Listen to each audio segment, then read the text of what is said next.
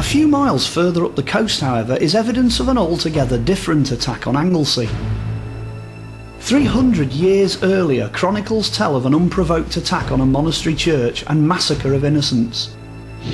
Vikings, the scourge of Christianity, had descended like a plague of locusts. I went to investigate for myself and discovered a beautiful and isolated place where time appeared to have stood still, Penman Priory. Wow!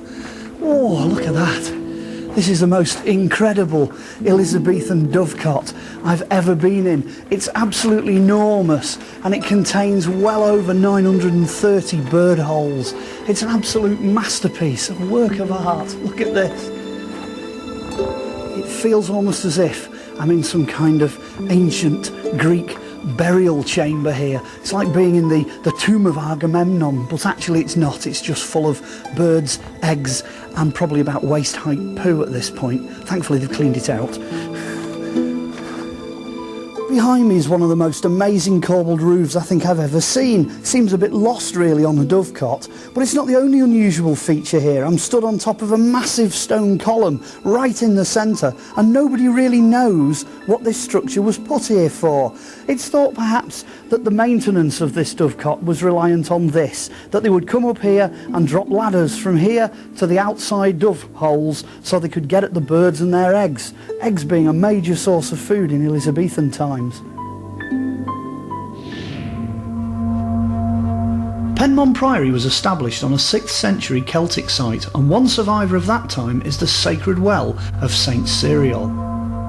The Romans have gone home in about 410 AD and the island has gone back into Celtic control during the Dark Ages, and it's from that period, the 500s, that this well, St. Cyril's, dates from.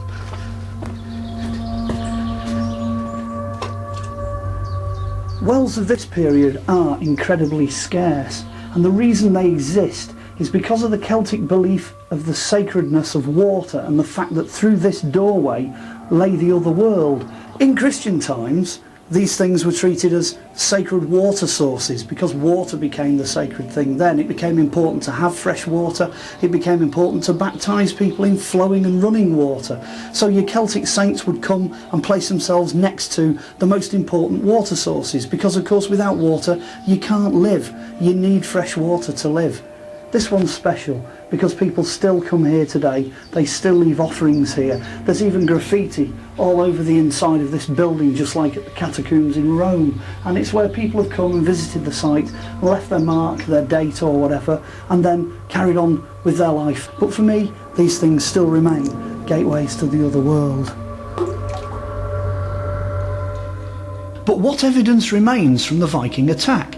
The answer lay inside the priory itself, and my friend Stephen Harding showed me around the church. Any presence of Viking imagery in a Welsh Christian church would be extremely rare. So this one is an extremely fine example of a carved cross. Well, it's in the Viking style, or Hiberno-Norse style, with the characteristic ring head. Although we don't think this was actually made by Scandinavian carvers, we think it was done locally as, if you like, a complementary piece to one that was made by Scandinavian craftsmen, which is also inside the church. Did the Viking images in the priory suggest that the Vikings had imposed some of their culture on the native Christians? A discovery of Viking objects in the nearby village of Llanbedrog suggested that they had, but a further discovery suggested that the Viking occupation was a brutal one. 5 human skeletons were discovered lying unceremoniously in a ditch. The adult male appeared to have his hands tied behind his back. The individuals had been murdered no later than 970 AD, which appeared to tie in with the destruction of Penman Priory. We don't know for sure, but it looks like the Vikings had butchered some of the Welsh inhabitants when they attacked the site. But it was the destructive power of the sea which claimed the most lives on the dark island of Anglesey.